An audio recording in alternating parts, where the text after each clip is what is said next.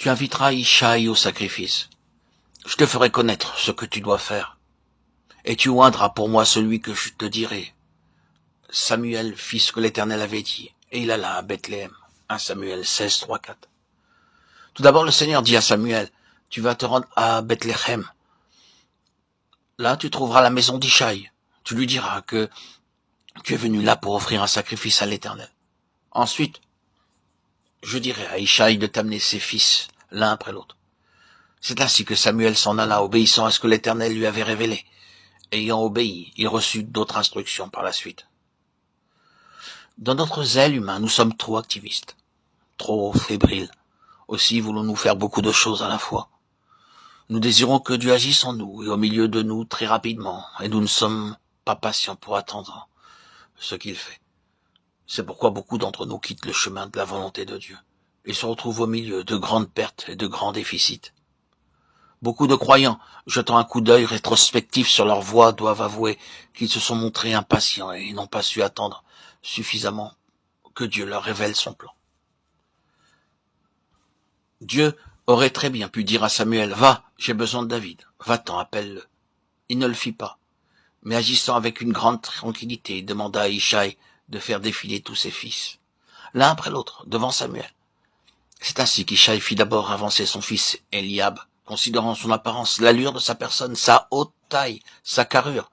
Samuel pensa qu'il était certainement le personnage qualifié pour être roi. Samuel était donc quasi certain que le choix de Dieu était fait, et qu'il se trouvait là devant lui. Lorsqu'ils entrèrent, il se dit en voyant Eliab, certainement loin de l'Éternel et ici devant lui. Et l'Éternel dit à Samuel, ne prends point garde à son apparence, à la hauteur de sa taille, car je l'ai rejeté. L'Éternel ne considère pas ce que l'homme considère. L'homme regarde à ce qui frappe les yeux, mais l'Éternel regarde au cœur. Ishaï appela Abinadab et le fit passer devant Samuel, et Samuel dit, l'Éternel n'a pas non plus choisi celui-ci. Ishaï fit passer Shama, et Samuel dit, l'Éternel n'a pas non plus choisi celui-ci. 1 Samuel 16, 6, 9. Nous découvrons ainsi comment Samuel, dans ses vieux jours, dut encore exercer la patience, jusqu'à ce qu'il entende la voix de Dieu lui dire clairement, c'est celui-ci, c'est lui que j'ai choisi. Samuel savait ce qui se passe dans le cœur. Lorsque Dieu parle, il savait très bien discerner la voix de Dieu, lui disant dans le fond de son cœur, ce n'est pas lui, ce n'est pas lui. Ce principe est aussi applicable à chacun de nous.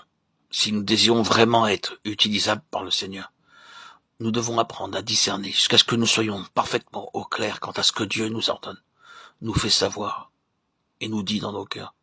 Dieu veut que nous appliquions nos cœurs à nous assurer de toutes les manières possibles que nous sommes bien dans sa volonté. C'est ainsi que David, ayant été choisi, nous apprenons dans les chapitres qui suivent par quelle école dure et difficile il fut amené à discerner, à comprendre et à connaître la volonté parfaite de Dieu. Puis, l'ayant rejeté, il leur suscita pour roi David, auquel il a rendu ce témoignage.